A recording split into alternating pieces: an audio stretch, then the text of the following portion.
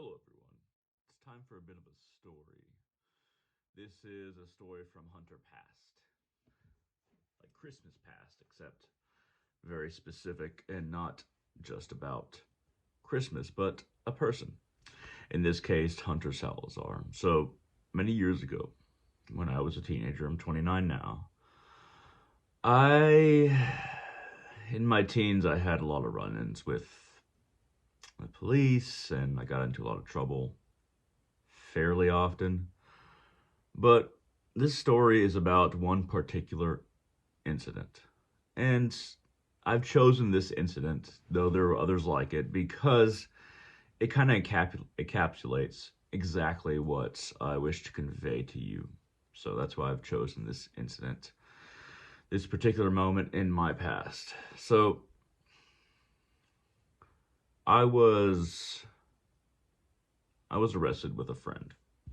It's like it's a stupid drug charge. And I had a butterfly as well, butterfly knife. So it became a weapons charge, even though a butterfly knife, not that big of a deal. Funny thing is, now you can actually carry them. But it was a drug and weapon charge. So I would think I was about 15 years old. I could have been 16, but I'm pretty sure I was about 15. And, the cops arrested us. I don't need to, give you all the details. They arrested us. Kind of, we brought a bunch of beer to an apartment building pool, and we were just drinking there. And then somebody said we had coke, and we didn't, and we just had weed, whatever. But they did not like us having weed, and they did not like me having a butterfly knife, so they arrested us. Now, we were in processing for a little bit, and then at the police station, and then we went. They took us to a juvenile detention center. Now, on the car ride over, the officer that was driving the car and that dealt with us, nice guy. I mean, as nice as you can expect a police officer to be. He was fine. I didn't really, honestly, even on the car ride there, talking to him, I didn't really have a problem with him. That wasn't, even back then when I was not a great person, I kind of had a feel for if somebody was on the level or not, or just trying to do their job. And he was just trying to do his job. So we got to the juvenile detention center, and then we were let in handcuffs, whatever. And for some reason, our shoes were taken, which was odd. But I remember walking by all these cells, and in this detention center, for juveniles once again, because I was 15, maybe 16.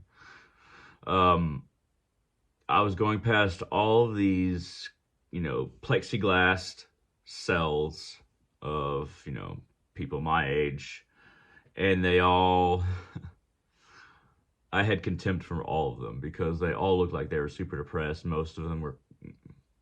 Half of them were crying, and I kind of smiled, and I smiled inwardly. One of the detention officers didn't really like that. There's a whole good cop, bad cop routine where one searched my friend, the nice one, and then one searched me. He's like, "Oh, you wipe that smile off your face," and then he's like patting me down real hard. And I wasn't going to respond because I knew that if I responded, it would just give him license to be more of a dick.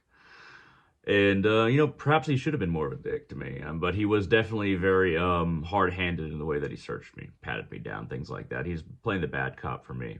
Apparently, I got the bad cop for the search, and then I got the good cop for the interrogation kind of thing, where why did you do this? Are you affiliated with any gang? Things like that. But they switched, so I got the bad cop for the search or in the patting down, and then I got the good cop for the kind of, and you can call it interrogation, more like just trying to figure out exactly who you are and what you did. But something about me knew that when I encountered this person patting me down, that they were trying to trigger me. They were trying to trigger me so that they could put me in my place, break me down, put me in my place. Didn't say anything. Just stood there while he patted me down very forcefully, whatever. And I always kind of knew how to react to things. I mean, I guess I've always kind of known. But that's not the important part of the story. The important part of the story is when we were put in these plexiglass cells, which basically it just had a chair. There was nowhere to pee. You had to just, they were holding cells, so there's plexiglass cells, and there was just a chair in them. That's it, and then a big bright light and a plexiglass front. That's all that was in these cells. So if you wanted to pee, I actually asked him like, "Hey, what if I have to pee?" He's like, "Well, then you pee on yourself." I'm like, "All right, well, okay." But I also knew that a human being can hold their bladder for quite a while. So when I was put in one of these cells, my friend was also put in another one near me, and my friend mixed ethnicity, I guess you could say, more obvious than me, I suppose. He behaved far better than I did, but me sitting in that chair, I had this glare. They eventually gave me a hoodie, or the one that patted me down real hard gave me my hoodie, but they didn't give my friend his hoodie, which was really weird. And I was like, why? Is it because I'm white? I didn't really understand. Um, and but sitting in that chair, my I was very opposite to the people that were, breaking down crying or really depressed, things like that. I had this glare about me. Like I was just like that the whole time. We were there for about 7, 8 hours sitting in those chairs. And my contempt and hatred for the people that ran the facility and for the cops putting me in that position, that sustained me in a very strange way. It was like, I was very cold. And for some reason I got my hoodie, but my friend didn't. But I was very cold for a long time, but beyond cold, beyond boredom, beyond discomfort in that chair, and they told us we couldn't get up from the chair. There was this contempt and hatred in me that, I hated the people that were putting me in this situation for what I saw as no reason. I hated those who were holding me in a particular place. And that hatred, that conquered any other sensation I was feeling. Once again, boredom or the need to pee, being cold. My utter hatred sustained me. It fed me. It allowed me to be in the position that I was in for as long as it took for me to sit there, because it's like a ember, like a fire, heating me, fueling me, allowing me to go through whatever. It wasn't going through that much, but go through whatever, because I would not show weakness. I would not let them, even if they could take my dignity in certain ways, they would not take my pride, I guess you could say. They could not take that which was deep within myself, and my hatred was deep.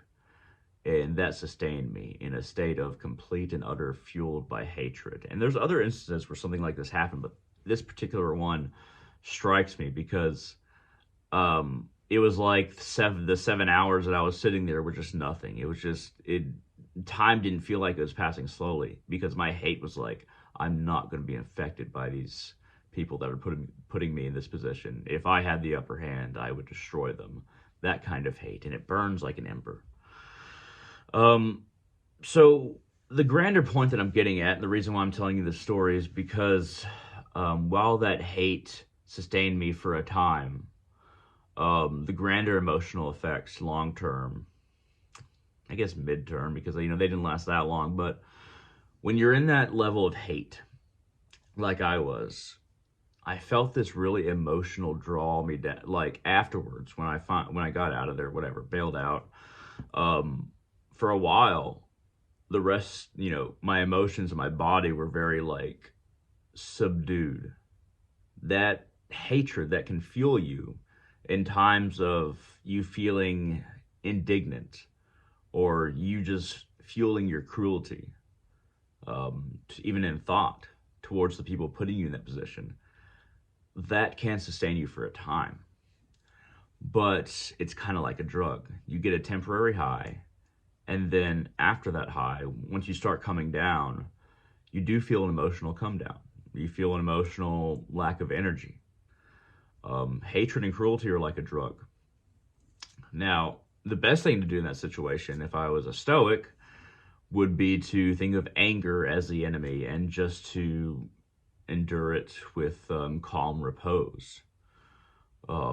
That's something that I never could have done at the time, but that would be the way to do it as a Stoic. And that's a way that I often think of now. When I think of anger, I think of anger as the enemy, not the perceived slight that other people have given me that has triggered me to that anger. We are responsible for our own triggers. The world does not have to tiptoe around us, especially if we did something wrong. But even if we didn't, if somebody causes you to be angry, if you allow them to cause you to be angry, then you're giving them a power over you that is grander than most people think. You're saying that they can define your mental state for even a time because of their actions enacted upon you. There's a lot of cruelty that we imagine when we feel hate and anger. There's a lot of indignation that leads to fury. And once again, it's like a drug, and once, even if you sustain the anger for a while, you're going to have a very big come down as far as energy goes, as far as prana goes.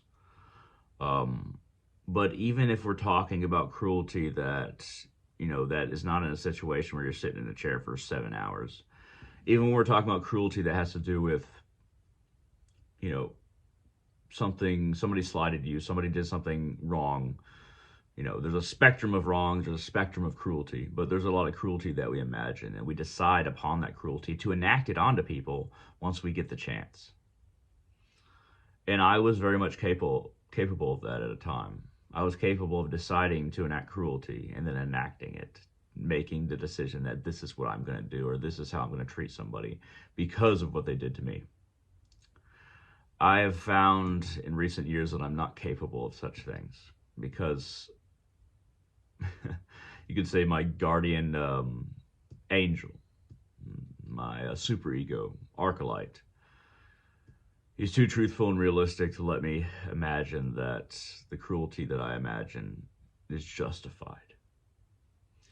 And once you imagine yourself, or once you do feel these angry thoughts, these furious thoughts, these cruel thoughts about doing something or just treating somebody in a way after they've wronged you, they are immediately disarmed by compassion. Do an experiment. When somebody does something that you don't like, respond a little bit with cruelty. And then right after that, mentally, not necessarily enacting it, but imagine the cruelty that you'll do to them. Then bring in the compassion of, what would be the point of that? I'm letting them rule the situation. And I can move beyond this. I'm not going to stay on this idea. I'm not going to be stuck down by this thought. And compassion entering in your thought process that way, see how that disarms the cruelty within you, the anger, the fury, the hatred. Because once you come with those logical and also compassionate thoughts, it's kind of like the cruelty it's like it's stripped of its power over you. Most people have trouble when something wrong is done to them to enter into the equation, the mental equation, the compassion or the logic or the understanding, or even the mercy of saying, I'm going to let this go.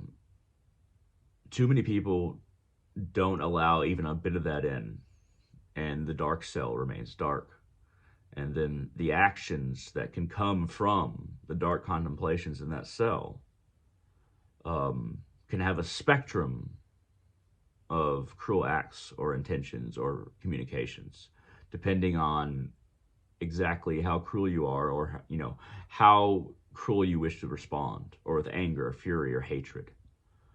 A lot of the time when we hate within ourselves, we fall back on reasons why we have to hate that might not even have to do with the situation. Sometimes we were like, well, this has happened to me again and again and again. I'm doing this because I'm alone, or people have always been pushing me down, and that's why I have to respond this way. So cruelty, hatred, and fury and anger always fall back on a very weak foundation, despite how big the guns are. they sink very easily in the weight of reality. Because the earth of our reality itself does not support these weapons for very long. The best thing we can do is to disarm the weapons ourselves and allow those weapons to sink rather than being taken from us by karma, by the effects of the circumstance that we chose to react to in a bad way. I think that I'll end on that. This has been a video about the power of hatred and cruelty and the power of understanding. Thank you very much for watching, and I hope all of you have a wonderful day.